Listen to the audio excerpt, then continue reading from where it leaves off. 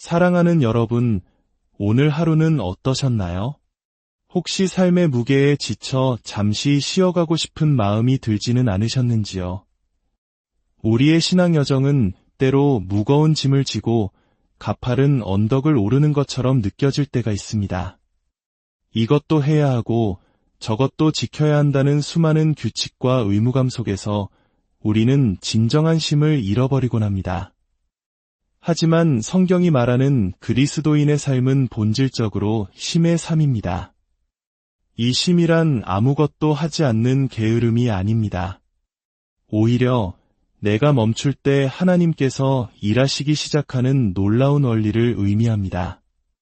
내가 애쓰고 노력할 때 하나님은 쉬시지만 내가 그분 안에서 쉴 때 하나님께서 나를 위해 일하기 시작하십니다. 오늘 이 이야기가 당신의 마음에 깊은 울림을 준다면 하나님의 은혜를 더 많은 이들과 나누는 마음으로 이 채널을 구독하고 좋아요를 눌러주시면 감사하겠습니다. 여러분의 삶에 놀라운 평안이 깃들기를 기도하며 오늘 이야기를 시작하겠습니다. 여러분은 혹시 삶을 옥죄는 나쁜 습관이나 중독, 끊어내고 싶은 죄의 사슬로부터 자유로워지기를 갈망해 본 적이 있으신가요? 성경은 바로 당신을 향해 선포합니다.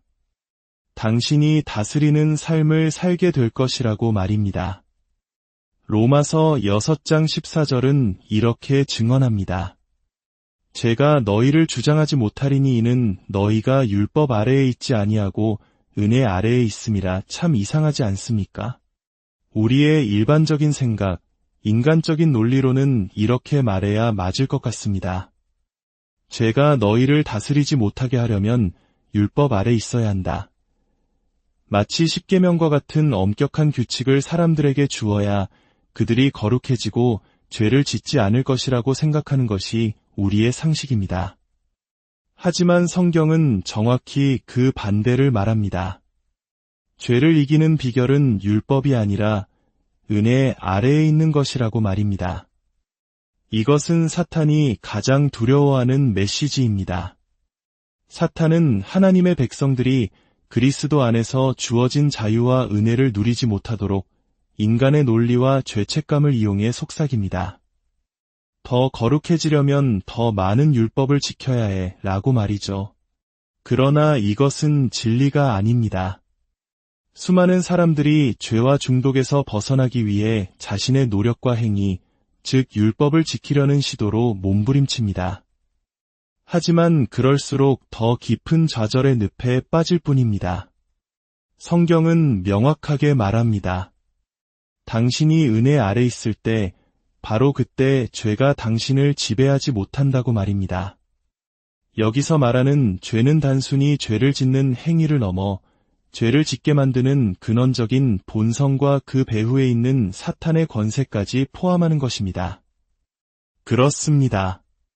당신이 은혜 아래 거할 때 사탄은 당신을 지배할 권세를 잃게 됩니다. 대부분의 교회는 십계명을 더 많이 가르칠수록 사람들이 더 거룩해진다고 믿습니다. 이것은 인간적으로는 매우 논리적으로 들립니다. 하지만 성경의 진리는 다릅니다. 고린도전서 15장 56절은 충격적인 사실을 알려줍니다. 사망이 쏘는 것은 죄요, 죄의 권능은 율법이라. 사망이 인류에게 들어온 것은 아담의 죄 때문이었습니다. 그런데 그 죄에 힘을 실어주고 죄를 다이너마이트처럼 강력하게 만드는 것이 무엇이라고 말합니까? 바로 율법입니다.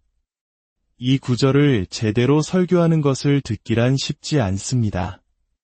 율법이 죄에 힘을 준다니 정말 놀라운 진리 아닙니까?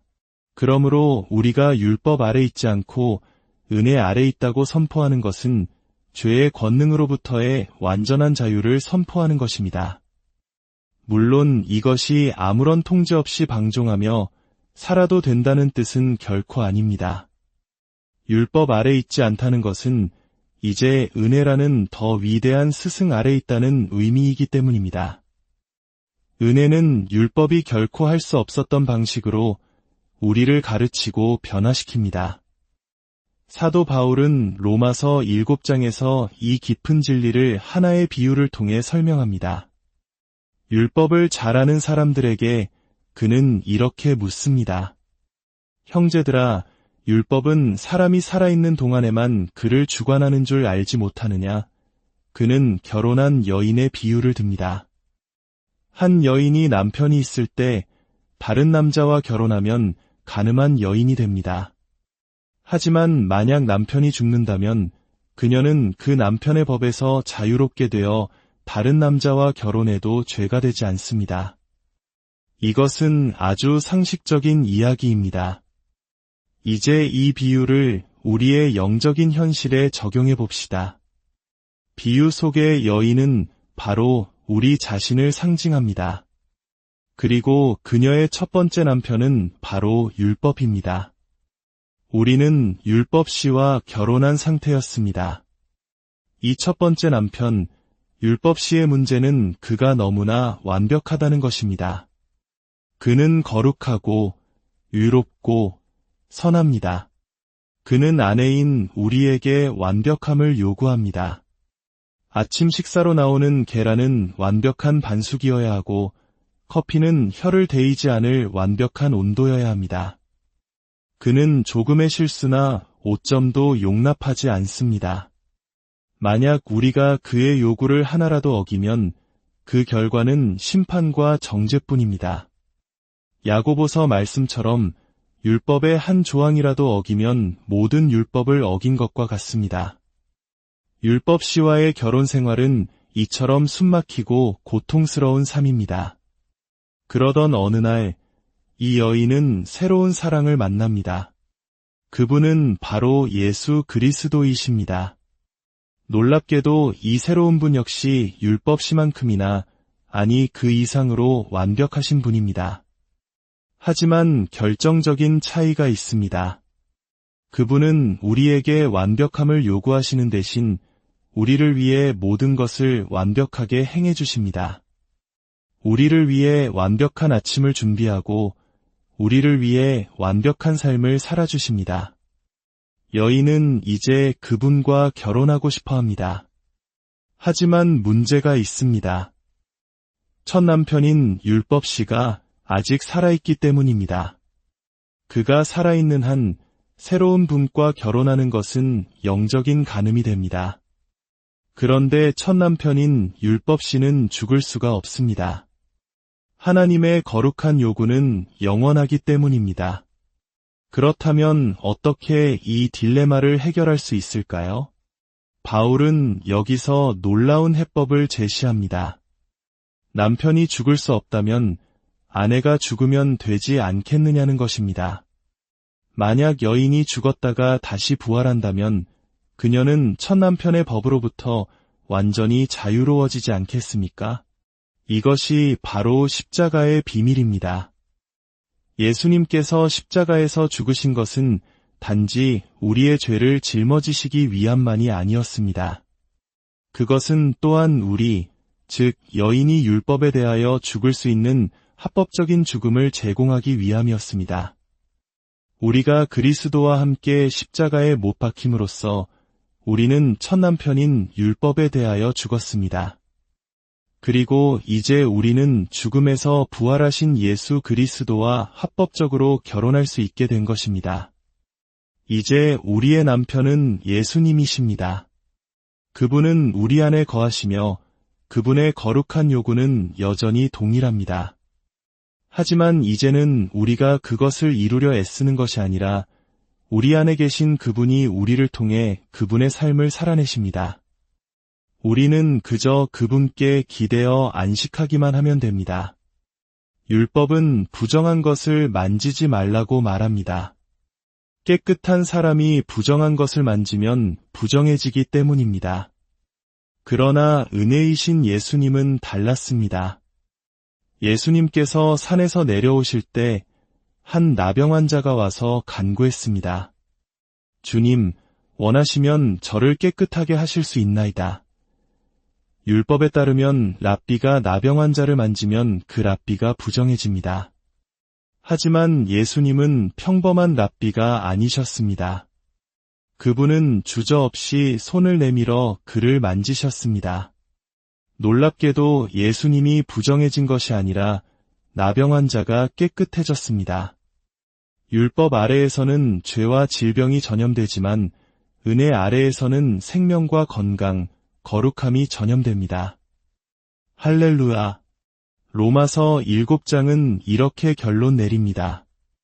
그러므로 내 형제들아 너희도 그리스도의 몸으로 말미암아 율법에 대하여 죽임을 당하였으니 이는 다른 이곳 죽은 자 가운데서 살아나신 이에게 가서 우리가 하나님을 위하여 열매를 맺게 하려 함이라. 우리가 율법 아래 즉 육신에 속해 있었을 때에는 율법이 우리의 죄악된 정욕을 자극하여 사망의 열매를 맺게 했습니다.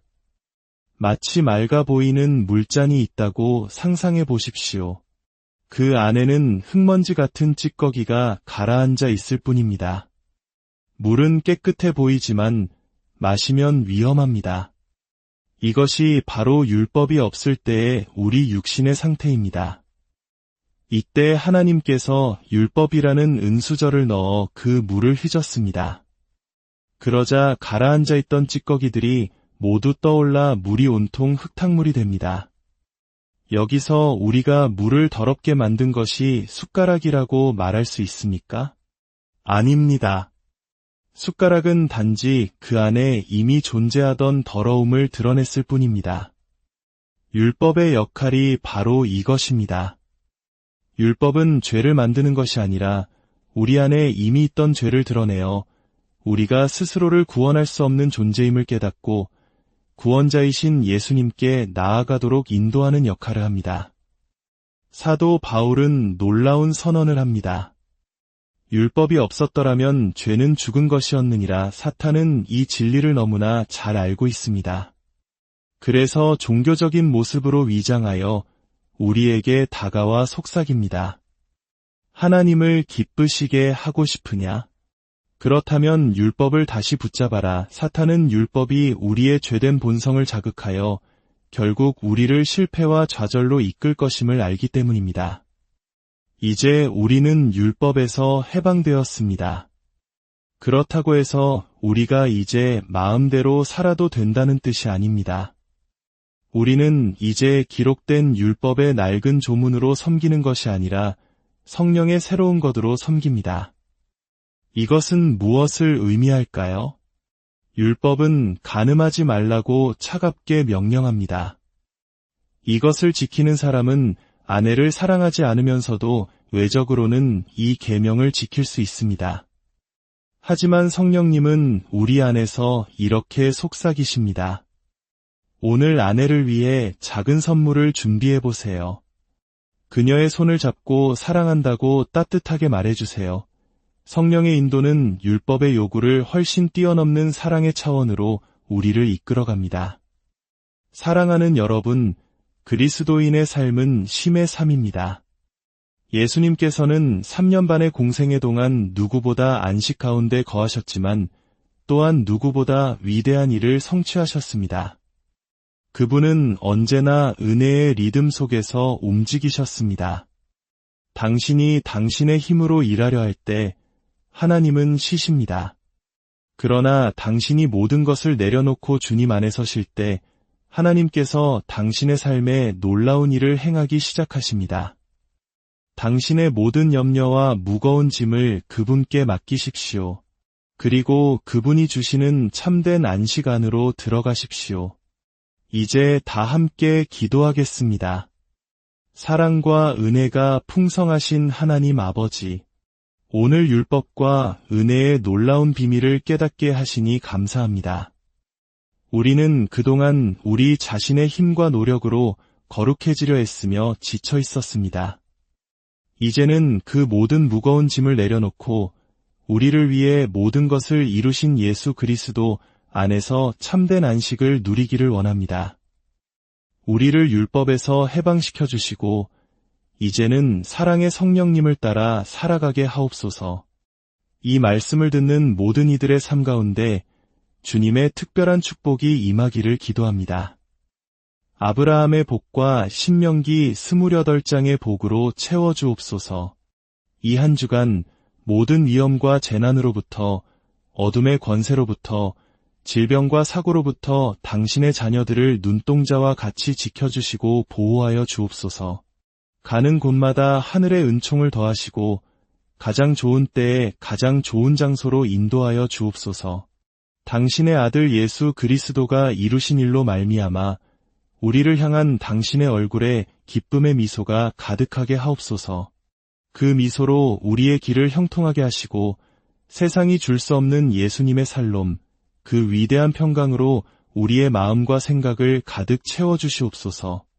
이 모든 말씀, 우리를 구원하신 예수 그리스도의 이름으로 간절히 기도합니다.